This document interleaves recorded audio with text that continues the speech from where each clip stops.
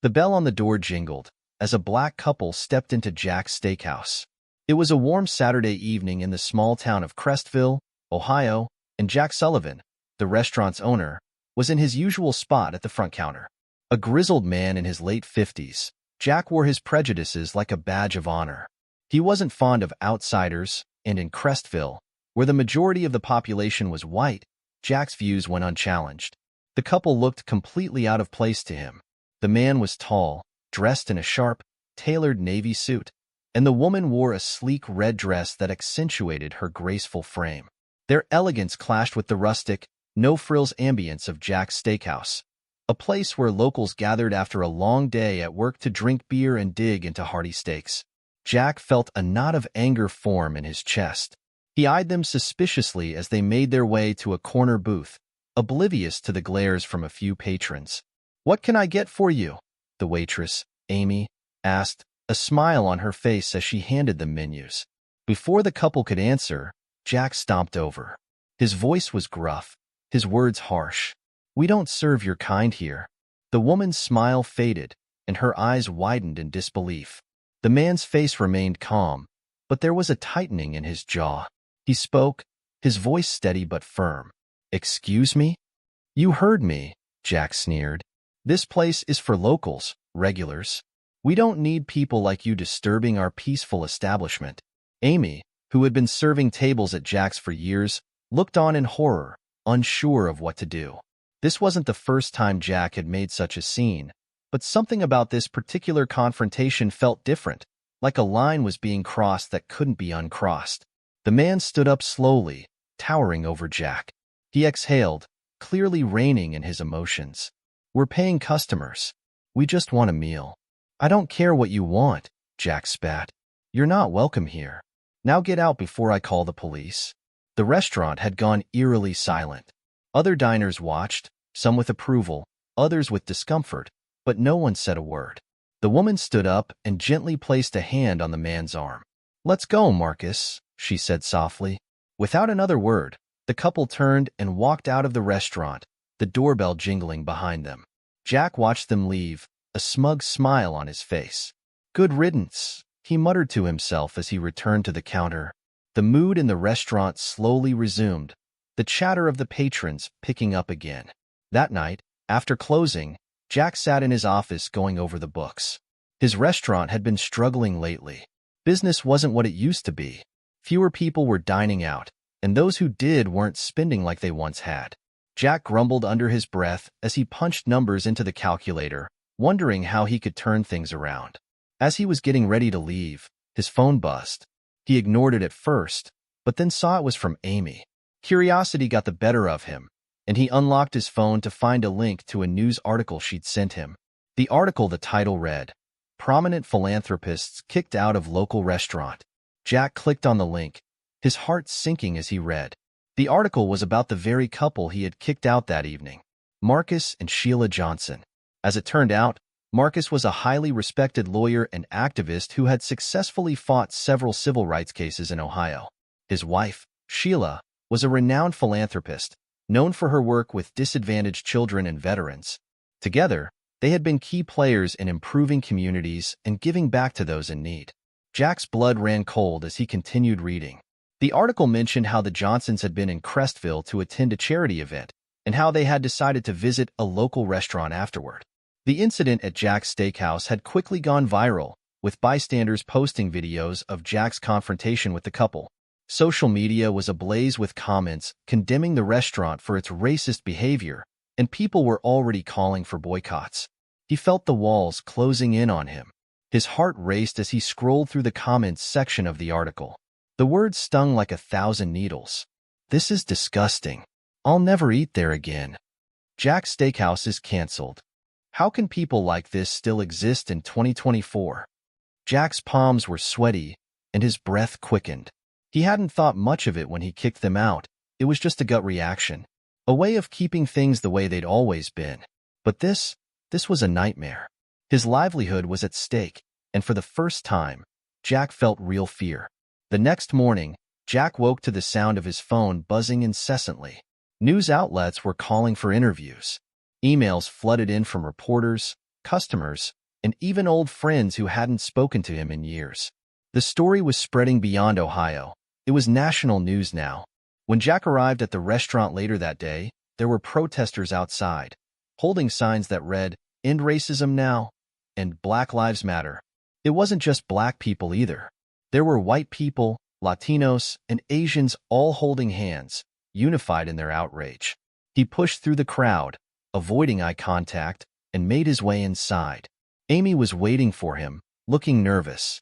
"Jack, this is bad," she said softly. "Real bad.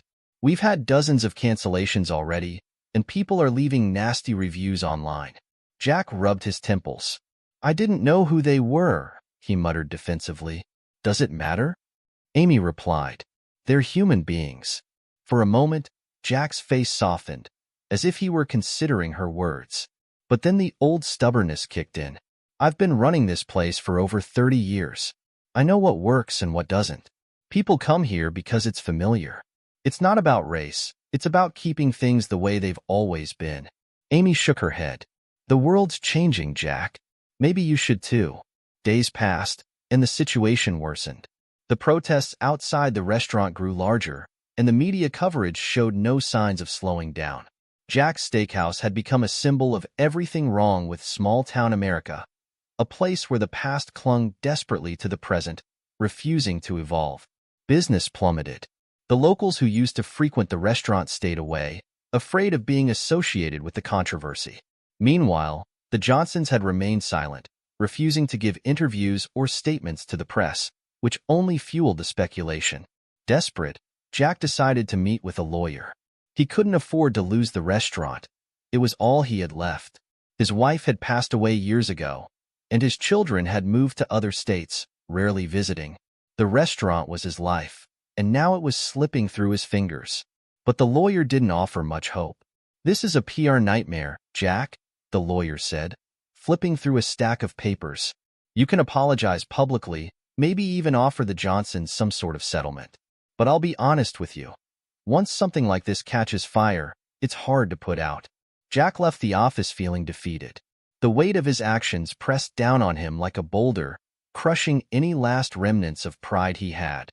2 weeks later, Jack sat alone in the restaurant. The lights were dimmed, and the once bustling space was eerily quiet.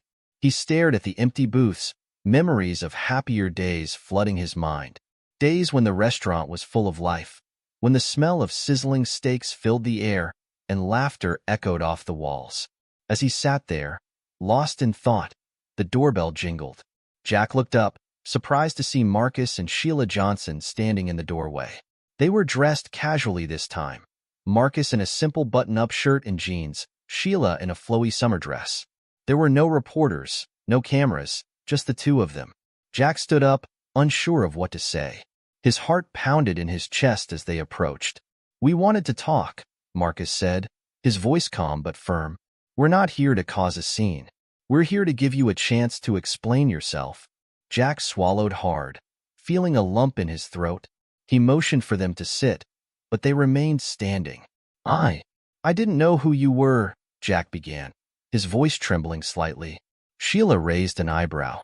"And if you had?" Jack had no answer for that.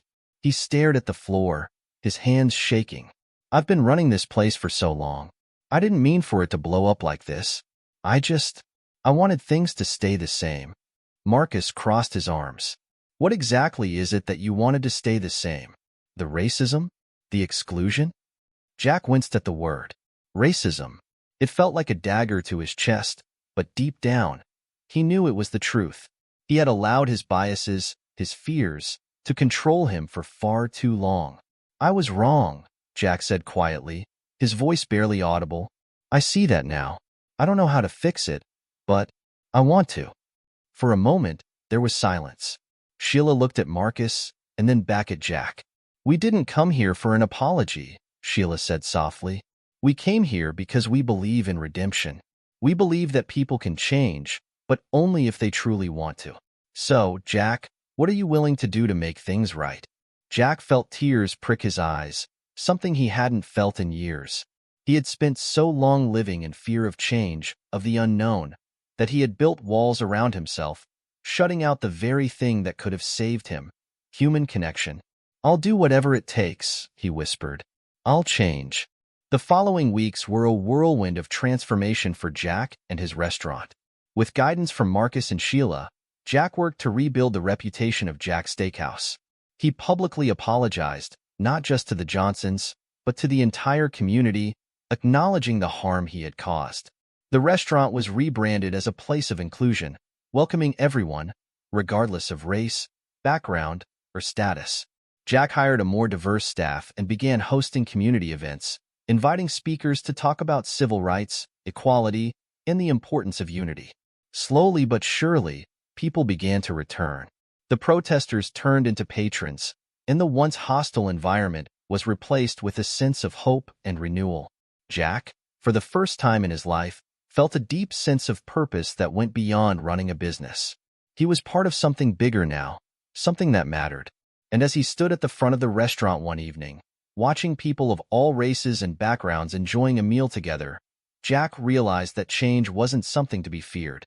It was something to embrace. The tables had turned, and for the first time, Jack was ready to listen.